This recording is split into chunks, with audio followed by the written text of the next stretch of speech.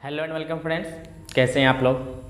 चलिए इस सेशन में हम लोग फंडामेंटल राइट और डीपीएसपी में रिलेशन देखेंगे। दोनों में से महत्वपूर्ण कौन है, कौन ज़्यादा सुपीरियर है। चलिए दोस्तों देखते हैं कुछ बात को, कुछ जो केसेस हैं। चंपकम दुराई राजन वर्सेस स्टेट ऑफ मद्रास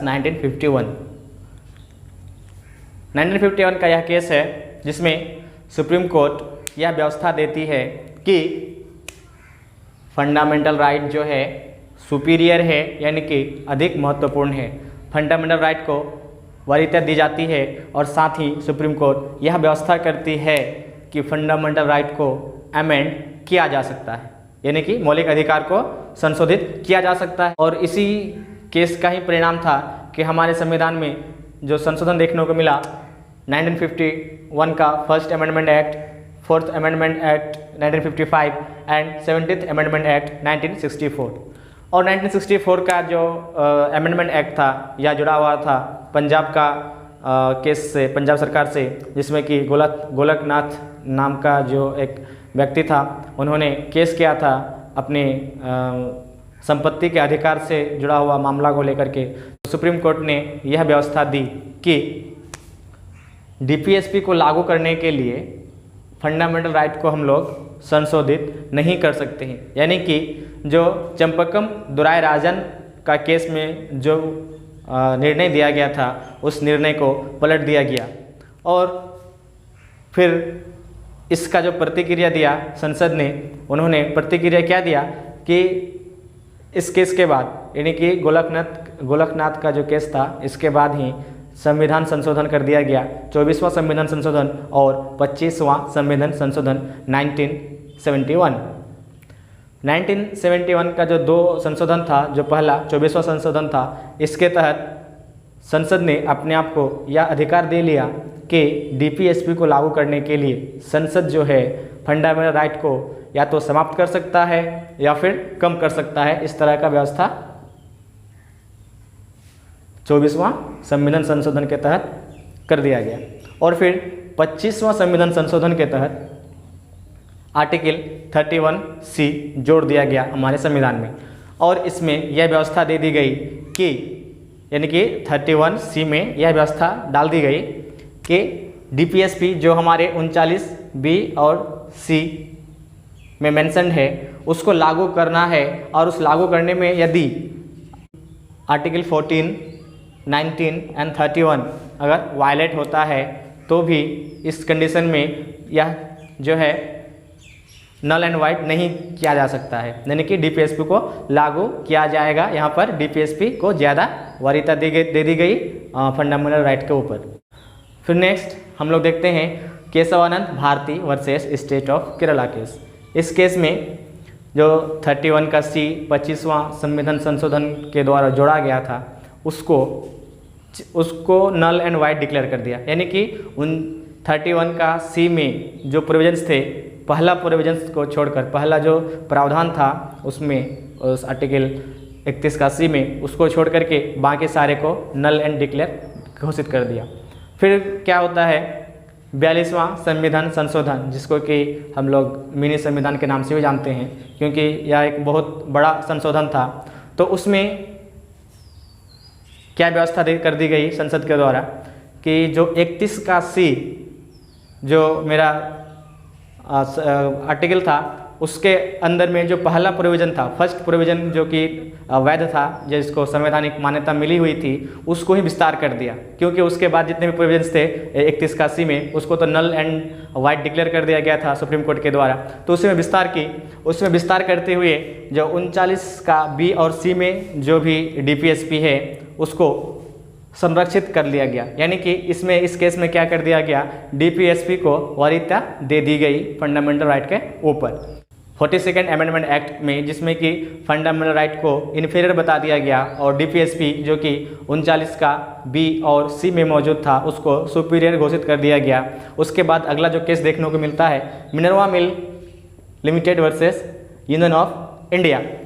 इस केस में क्या देखने को मिला, इस केस में जो विस्तार किया गया था 31 का C में, उस विस्तार को नल एंड वाइड डिक्लेयर कर दिया गया सुप्रीम कोर्ट के द्वारा। और इस केस में क्या किया गया, फंडामेंटल राइट को वरीयता दे दी गई या अधिक महत्वपूर्ण माना गया डीपीएसपी के ऊपर। और साथ ही लेकिन यह भी माना इस वाद में यह भी माना गया कि जो डीपीएसपी 39 का बी और सी में वर्णित है वो जो है सुपीरियर है किससे, आर्टिकल 14 और 19 में जो हमारे फंडामेंटल राइट हैं उससे उसको अधिक वरीयता दे दी गई। और इसी केस में यह व्यवस्था कर दी गई कि फंडामेंटल राइट और डीपीएसपी दो अलग अलग चीज़ें नहीं हैं, बल्कि यह एक इसमें एक संतुलन की बात कही गई कि दोनों में संतुलन होना चाहिए। इस केस में यह निष्कर्ष निकला कि फंडामेंटल राइट और डीपीएसपी एक रथ के दो पहिए हैं, एक दूसरे के बगैर रथ नहीं चल सकता। यानी कि सामाजिक और आर्थिक जो न्याय की स्थापना करना है उसके लिए हमें फंडामेंटल राइट और जो डीपीएसपी है उन दोनों के बीच संतुलन स्थापित करने की ज़रूरत है। और इसको दोनों के बीच का जो संतुलन है डीपीएसपी और फंडामेंटल राइट को, इसको बेसिक स्ट्रक्चर का पार्ट मान लिया गया। यानी कि इसके साथ छेड़छाड़ नहीं किया जा सकता, किसी एक को अधिक वरीयता नहीं दी जा सकती, बल्कि दोनों संतुलन की स्थिति में रहेंगे। उसके बाद चलिए देखते हैं नेक्स्ट दोस्तों, difference between fundamental right and DPSP. तो फंडामेंटल राइट जो है यह सरकार के लिए या फिर स्टेट के लिए नकारात्मक है। क्यों नकारात्मक है? क्योंकि स्टेट को प्रतिबंधित करता है कि आप ये नहीं कर सकते, आप मौलिक अधिकारों का हनन नहीं कर सकते हैं, इसलिए उसको प्रतिबंधित करता है, इसलिए इसको हम लोग नकारात्मक कहते हैं। वहीं जो डीपीएसपी है सरकार के लिए एक दिशा निर्देश से सकारात्मक है सरकार के लिए, क्योंकि सरकार को इससे दिशा निर्देश मिलता है कि उसको कब क्या कौन सा नियम बनाना चाहिए।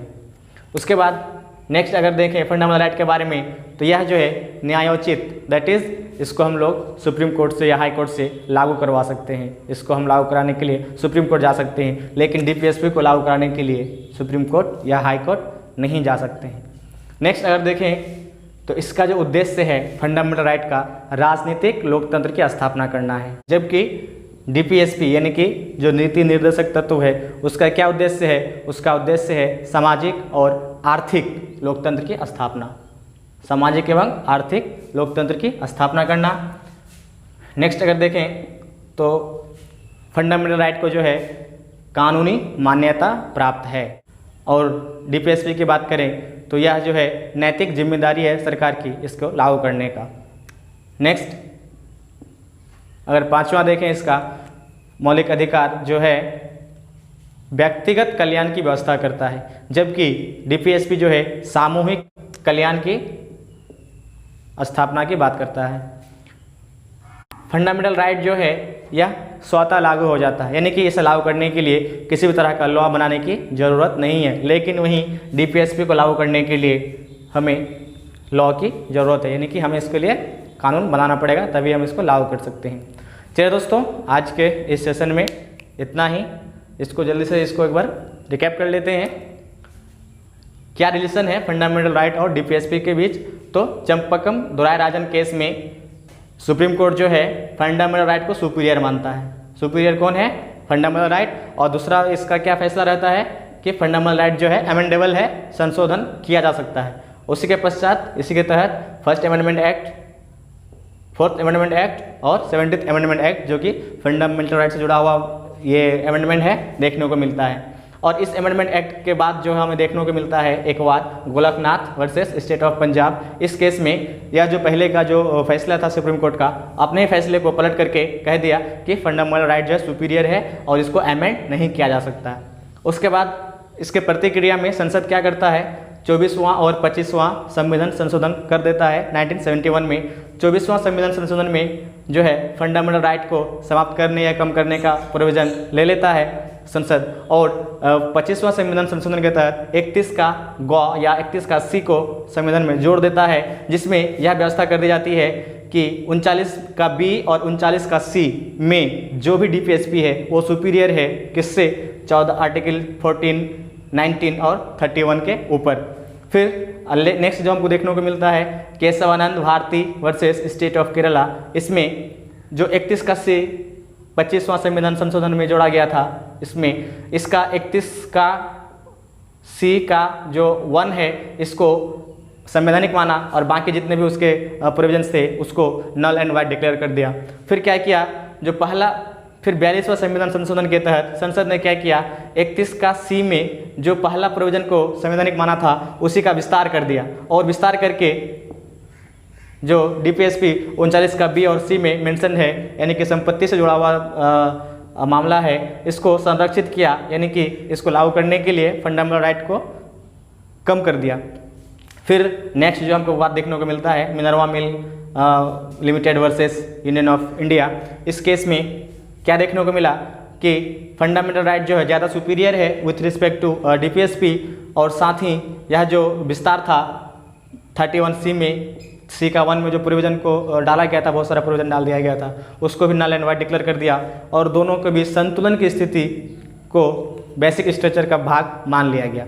और देखें इसको डिफरेंस क्या है, तो राज्य के लिए नकारात्मक अपेक्षाएं हैं जबकि यह सकारात्मक अपेक्षाएं हैं। यह जो है कोर्ट में लागू करवा सकते हैं कोर्ट के द्वारा, इसे कोर्ट के द्वारा लागू नहीं करवा सकते हैं। इसका उद्देश्य राजनीतिक लोकतंत्र का स्थापना है जबकि इसका उद्देश्य सामाजिक और आर्थिक लोकतंत्र की स्थापना है। यह इसको जो है कानूनी मान्यता प्राप्त है जबकि इसे नैतिक मान्यता प्राप्त है। यह जो है व्यक्तिगत कल्याण की बात करता है तो यह सामूहिक कल्याण की बात करता है, और यह जो है ऑटोमेटिक लागू हो जाएगा बिना किसी कानून का, जबकि इसे लागू करने के लिए विधान की जरूरत पड़ती है, यानी कि लॉ लेकर आना पड़ेगा। चलो दोस्तों, इस सेशन में इतना ही। आपको यह सेशन हमारा कैसा लगा हमें ज़रूर बताएं, और अगर आप हमारे चैनल में नए हैं तो प्लीज़ सब्सक्राइब करें, लाइक करें, शेयर करें। Thank you.